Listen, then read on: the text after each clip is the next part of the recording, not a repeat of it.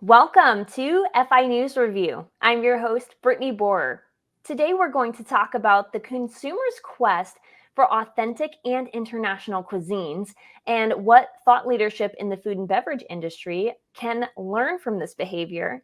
Today, I want to welcome to the show FI's senior editor, Jordan Wicklund. Jordan, it's good to see you today. Good afternoon, Brittany. Good to be back. Indeed, it is. So let me pick your brain for a minute. What has caught your eye throughout the week this week in regard to consumers and where their interests lie? Sure. It's a great question. Well, to start, Monday night was the Oscars of the food world, the James Beard Awards. They were in Chicago this year, and many chefs and restaurants were celebrated who tout what we might describe as a decidedly non-American fare from their kitchens and countertops. The sheer volume of winners whose culture and cuisine stem from West Africa, Southeast Asia, Mexico, Senegal, and more, they all point to a trend that's been decades in the making that we cover often, from like rambling food trucks, in downtown metros to the toniest, hardest to nab reservations, and from New York City to LA. People want authentic flavors and experiences that go with them. And this year's James Beard winners offered that up in droves and often even spoke about it in their acceptance speeches. What's more, the day after the awards, the New York Times published what I thought was kind of a complimentary article, which declared Asian grocery stores, quote, a cultural phenomenon, citing their multi-decade growth from what we, may have once been overlooked mom and pop groceries on the corner to what today are high-tech, sleekly presented groceries that often represent, like a third social space for consumers that cater to not only to America's fastest growing demographic, which is Asian American heritage, but to the authenticity and wild global flavors consumers have come to crave that were highlighted at the James Beard Awards. They got Riz, you might say. Indeed, it sounds like it.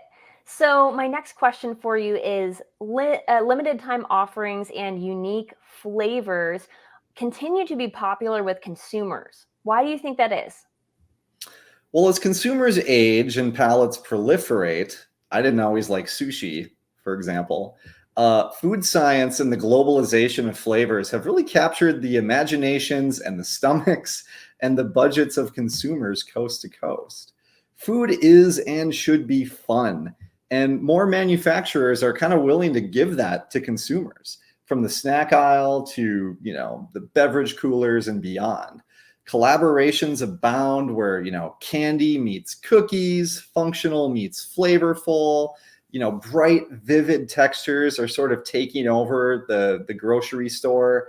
The flavors can be found everywhere from soup to Oreos. I have a pack of Sour Patch Kid Oreos upstairs, for example, waiting to unleash on the children, or maybe myself.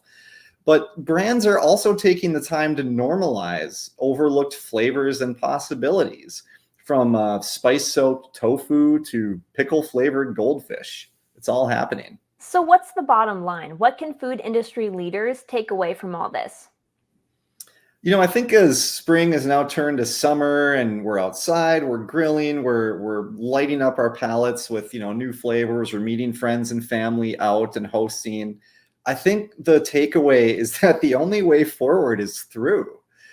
Consumers have shown more than a willingness to try new combinations of favorite and even, overlooked brands. I mean, they're kind of all in when they can, find something novel and unique.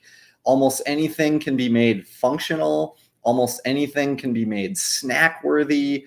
And almost any space can be enlivened by an unexpected aroma or flavor or food offering. I mean, people, at least my age, I'm 39, we talk about the golden age of beer, for instance. We have more classic and craft beer options than anyone imagined even just 20 years ago.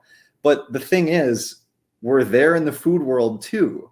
And it's an exciting time to produce and to provide food, and an even more exciting time to eat it. If industry leaders can remember that, they may not have to worry about quarterly sales numbers quite as much. Well said, Jordan Wickland, FI's senior editor. As always, thank you so much for joining me today. Thank you, Brittany. And as always, you can check out more of our great content by clicking on this playlist. Until next time, I'm Brittany Borer from the Food Institute.